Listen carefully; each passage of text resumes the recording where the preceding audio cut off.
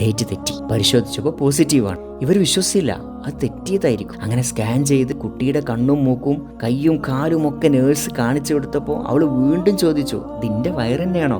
സന്തോഷത്തിന്റെ ആധിക്യം കൊണ്ടാണേ നേഴ്സുമാർ ചിരിച്ചു, ഇത് നിങ്ങളുടെ കുഞ്ഞു തന്നെയാണ് എന്ന് പറഞ്ഞു. മലപ്പുറം കോർപ്പറേറ്റീവ് ഹോസ്പിറ്റലിൽ ശ്രുതി ഡോക്ടറുടെ ടേബിളിൽ ഇവള് കമിഴ്ന്ന് വീണ് പൊട്ടി കരഞ്ഞു. ആളുകൾക്ക് അത്ഭുതം കൂറി. എന്താണത്? ഒരു ഗർഭമുണ്ട് എന്ന് അറിഞ്ഞതിന് ഇത്രയും വലിയ ബഹളൊക്കെ എന്തിനാ? അതെ, ഈ ഗർഭത്തിന് 23 വർഷത്തെ കാത്തിരിപ്പിന്റെ, പ്രാർത്ഥനയുടെ, ട്രസ്റ്റിന്റെ, നൊമ്പരങ്ങളുടെ, പ്രതീക്ഷയുടെ, വേദനയുടെ, അനേകായിരം പേരുടെ പ്രാർത്ഥനയുടെ, അത്ഭുതത്തിന്റെ ഗന്ധമുണ്ട്. എൻ്റെ ഭാര്യയ്ക്ക് 23 വർഷങ്ങൾക്ക് ശേഷമാണ് കുഞ്ഞുണ്ടാവുന്നത്. കൂടി നിന്നവര് പലരുടെയും കണ്ണു നിറഞ്ഞു.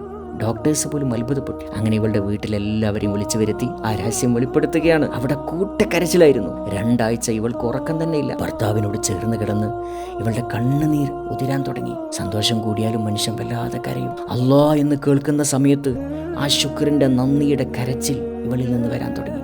വല്ലാത്തൊരു ഫീൽ തന്നെയായിരുന്നു അവൾക്ക്. പലപ്പോഴും ഇവള് രാത്രികളിൽ സുജൂദിൽ കിടന്ന് കരയുന്നത് ഭർത്താവ് കാണാറുണ്ട്. ശാസ്ത്രത്തിന്റെ കണ്ണു തുറപ്പിക്കുന്ന ഈ സംഭവം ഒരു ഫാന്റസി അല്ല എന്ന് വ്യക്തമാക്കാൻ വേണ്ടി ഞാൻ ആ കഥാപാത്രം ആരാണെന്ന് വ്യക്തമാക്കാം. എനിക്കിത് കണ്ണുകൊണ്ട് കണ്ടു ബോധ്യമാകാൻ വേണ്ടി പാങ്ങിലെ ഇദ്രീസ്കയുടെ ഇപ്പോൾ 2 വയസ്സ് പ്രായമായ ആ മിറാക്കിൾ മോളെ ഞാനും കണ്ടു, തൊട്ടറിഞ്ഞു. അവളെ ചേർത്ത് പിടിച്ച് നെറ്റിയിൽ ഞാൻ മൃദുല ചുംബനങ്ങൾ നേർന്നു.